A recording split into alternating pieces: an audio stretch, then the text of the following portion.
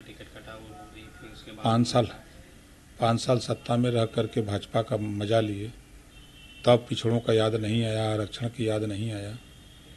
और जब वही हाल है कि जब अंगूर नहीं मिले तो खट्टे हैं।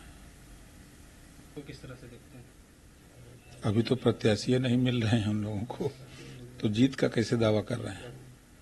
17 सीट 17 प्रत्याशी नहीं मिल पा रहे हैं, तो जीत का दावा कैसे है? अब आप बताइए कि बनारस का जीतेगी कांग्रेस? 100% हम आज कह रहे हैं हार जाएगी, 100%, अब बहुत बुरी तरह हार जाएगी। उनके जितने प्रत्याशी अब तक घोषित हैं, कोई जीतने वाला नहीं है। रायबरेली अमेठी सीट को कैसे देखते हैं आप? अभी तक नाम नहीं मिला, राहुल गांधी ने दूसरी जगह से नामांकन कर लिया। लड़ने वाले लोग नहीं हैं तो नाम कहां से आएगा? और वो कांग्रेस का विषय है, कांग्रेस अपना जिसको चाहे उसको लड़ावे या खाली छोड़ दे, उसका विषय है। कांग्रेस नेता रण तरह से देखते हैं आप? हम उनके बयान से सहमत नहीं हैं।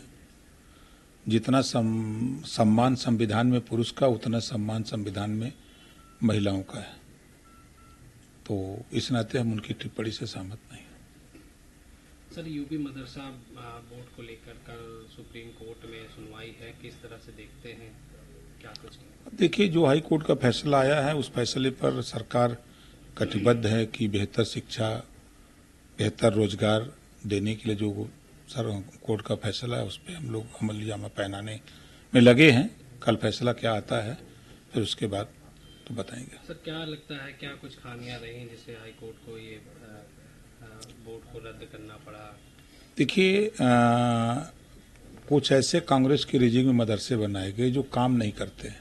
मदरसे तो खुल गए, फंड भी सरकार से मिल रहे हैं, लेकिन न तो वहाँ बच्चे हैं न स्कूल चलता है।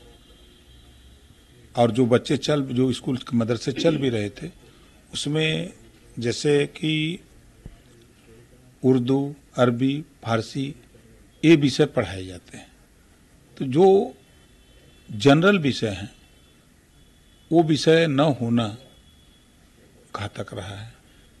क्या लगता है कुछ ही विषय क्यों रखा गया सर?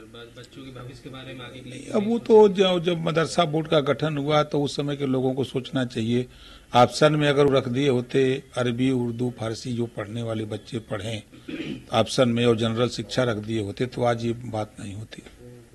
अच्छा सर, लोकसभा चुनाव की पूरी तैयारी है, 100% चुनाव जीता जाएगा। घोषी नहीं, उत्तर प्रदेश की 80 लोकसभा सीट हम लोग जीतेंगे। सर, इस समय भाजपा अल्पसंख्यक मोर्चा तैयारी कर रही है कि बुर्के की आड़ में जो फर्जी वोट पड़ते हैं उसको रोकने के लिए क्या कुछ तैयारी है सर? तो क्या कुछ कहेंगे? चुनाव आयोग की भी मंशा रहती है कि फर्जी मतदान न हो, ज़्यादा से ज़्यादा वोट पड़े, ये प्रयास चुनाव आयोग का भी रहता है। हम लोगों का भी, सरकार का भी प्रयास है कि निष्पक्ष चुनाव हो, साफ सुथरा, जो लोग वोटर लिस्ट में जिनका नाम है वो लोग वोट दें, फर्जी मतदान न हो। अच्छा सर, पीडीएम गठबंधन को आप कैसे देखते हैं? असदुद्दीन ओवैसी और पल्लवी पटेल है। चुनाव के समय बहुत मोर्चे बनते हैं और चुनाव बाद सब खत्म हो जाते हैं। स्वामी प्रसाद मौर्य, कोई मतलब नहीं है। स्वामी प्रसाद मौर्य जी खुद लड़के हार गए तो दूसरे को जिताएंगे? स्वामी प्रसाद मौर्य अपनी बेटी को ही फटकार लगा रहे हैं, जो उनका टिकट कटा वो हो गई, फिर उसके बाद 5 साल सत्ता में रह करके भाजपा का मजा लिए, तब पिछड़ों का याद नहीं आया, आरक्षण की याद नहीं आया। और जब वही हाल है कि जब अंगूर नहीं मिले तो खट्टे हैं। सोचे थे कि बेटी को तो ले गए, वही ने टिकट दिलाए, अपना मंत्री बन गए, आज नहीं टिकट मिला तो बेटी बुरा हो गई, तो उनका विषय है। सर, मुख्तार अंसारी की मौत को आप कैसे देखते हैं? परिवार वालों का जो आरोप था, अब जांच भी शुरू हो गई है, किस तरह से देखते हैं इसको? देखिए, परिवार के लोगों ने जो मांग की उस मांग पर सरकार ने तुरंत एक्शन लिया और मजिस्ट्रेटियल जांच का आदेश दे दिया और जांच शुरू भी हो गई है। और वो परिवार और कोई जांच की बात अगर इस जांच से संतुष्ट नहीं होगा और किसी जांच की अगर मांग करेगा तो उस पर भी सरकार विचार करेगी और जांच करेगी।